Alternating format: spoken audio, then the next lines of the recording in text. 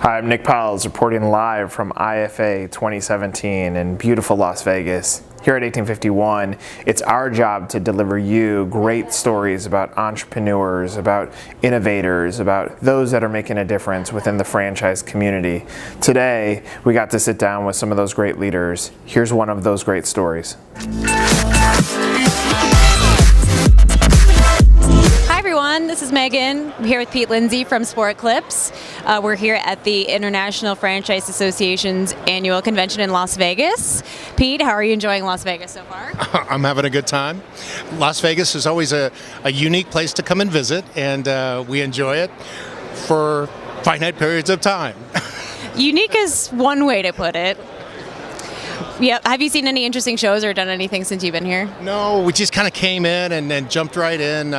This whole thing is kind of a show, in and of itself. But, one of the things I love most about this is just the relationships and being able to see people that we've kind of grown up with in the industry over time, and that's special, and that's what the IFA is. I think this event here is a little different than a lot of the events we go to, just because of that. It's a renewing of relationships. Absolutely. So tell me a little bit about, we just wrapped up 2016.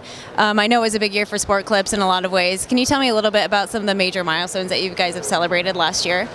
Well, we opened stores 1,500 and 1,600 last year.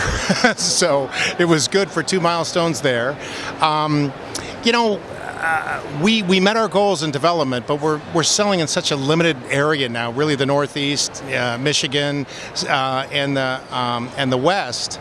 It's an interesting idea. The way Sport Clips approaches this stuff is we'll identify a market and how many stores we can get into the market, and we're very conservative. So once we hit that number, we'll back out of the market and move on, and we'll let the existing franchisees then fill in that market, and that's the way to do it.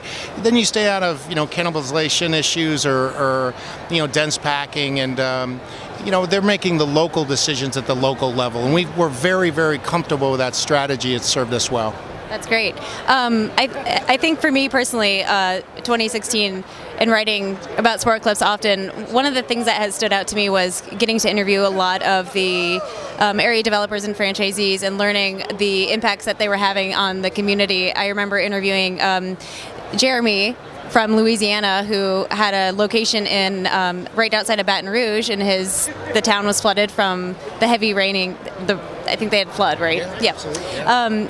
And to hear his story of his shop was flooded for a little bit, and then to hear how he came together with his team, and not only did they open up the Sport Clips to give out free haircuts to kind of bring back a sense of community, but they also rallied together to help their own team members who had a lot of damage to their own homes. And I think that says so much about this incredible culture that Sport Clips has really cultivated. And I'm just curious, from your point of view, what role has that had in Sport Clips and development, and just kind of positioning the brand as the unique opportunity that it is? You kind of capture the DNA with that story on Jeremy. I mean, when we were watching it, we were kind of all sitting there as this thing was unfolding, and it really kind of took on a life of its own. And what was so amazing about that is it was about the team members. I mean, people got devastated from their houses. The store, multiple stores were affected, but the focus was the people. And when that was happening in Louisiana, Houston got involved, and then it started spreading across the nation. And this was organic. This wasn't anything anybody was pushing. But everybody talks about culture all the time. It's a big buzzword. But when you see it in action and you feel it, it validates so many different things. And to your point, Megan, just being a part of this organization and seeing those things on a daily basis. We have another thing. It's one of our area developers passed away a few years ago, and we opened what's called the Wayne McClone Memorial Relief Fund. And what it is we all contribute to this fund. So if a stylist or one of our team members in our stores has a life-altering event, we can help. And again, I think that's another example of the way we drive this culture and how we try to take care of each other. It's one thing to talk about it, it's one thing to see it, and I think we all saw it in that example that you brought up, and we're just so proud of it. It's just fun to be part of an organization that it cares, and fun ride. It's really clear. I think in the way that you mentioned it, a lot of companies will say that they have culture, they have core values, there are a lot of things they believe in, but very few of them actually deliver on it and embody it. And it's very clear that from the top all the way to the bottom at sport clubs, that is something that everybody truly believes and acts on every single day, which is incredible. You know what's nice?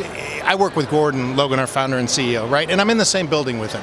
And we have tough days. We're going hard, and you guys know how it is. You guys are doing the same thing, right? We're all running, we're all doing what we can, and there's good days and there's bad days, right? With Gordon, it doesn't matter. We take stuff, we run administration along with franchising, and Gordon's consistent.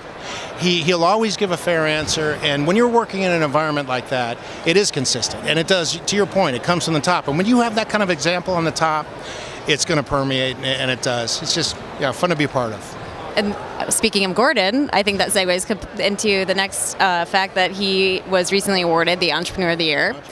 And it seems like that what you just mentioned is probably a big part of that. What are some other reasons that has helped him stand out as a leader? Gordon he's an interesting guy. He's fair, he's consistent, he's likable, but he's, when you work with him, you have a sense that, okay, you got to perform, and he bring you, in my 28 years in this business, there's certain people that will bring out your best, and Gordon consistently gets the best from the people working around him. And, again, a cliche, but I can't say that in 28 years. There's been other mentors in my life that have helped me along, but to that extent, saying something like that, I really can. And, again, when you're setting that kind of example, culture, rolls up pretty quick.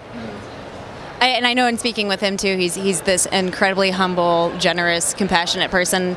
Talk to him about the Help a Hero program that you guys do, and sort of learning a lot of his own background that he had as a veteran, and sort of how that experience influenced him and inspired him to do the same. It's really incredible. And you know what? There's so many things he does that we don't even see. For example, I was on an honor flight, taking disabled veterans to Washington, D.C. to see their memorials. And again, these are things that he participates in, Ageless Aviation, Athea Foundation. I mean, it just goes on. And just to be part of that, giving back, especially to the heroes of our country, is great, man. It's really, it's hard to describe, though. When you get in situations like that, for me, that honor flight was life-changing for me, and just to be part of that opportunity is incredible. One last question for you. Now that we're in a new year officially, just kind of want to hear your thoughts on some of the initiatives you guys have coming up this year, and sort of what are you looking forward to in 2017?